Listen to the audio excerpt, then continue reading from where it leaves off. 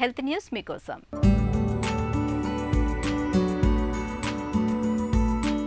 అనారోగ్యాన్ని కలిగిస్తూ జీవన నాణ్యతపై ప్రభావం చూపుతున్న రుగ్మతల్లో ప్రధానంగా నడునొప్పి, కుంగుబాటు సమస్యలు, తలనొప్పి వంటివి ఉంటున్నట్లు అంతర్జాతీయ పరిశోధనలో వెల్లడైంది.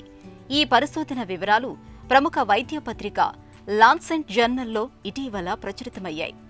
అధ్యయనంలో భాగంగా కోవిడ్ మహమ్మారి విజృంభణ కొనసాగిన మొదటి 2 ఏళ్లలో సగటు ఆయుర్దాయాన్ని పరిశోధకులు విశ్లేషించారు.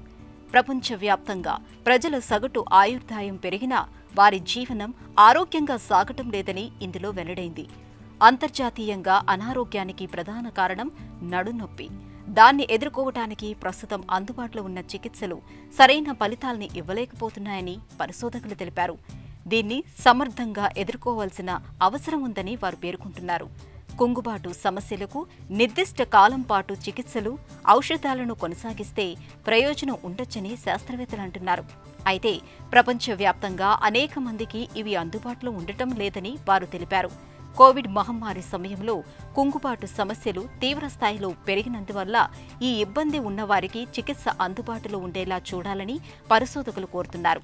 కరోనా ఇన్ఫెక్షన్కు సంబంధించిన ఇతరాత్ర దుష్ప్రభావాలు మహిళలపైనే ఎక్కువగా ఉందని వారంటున్నారు.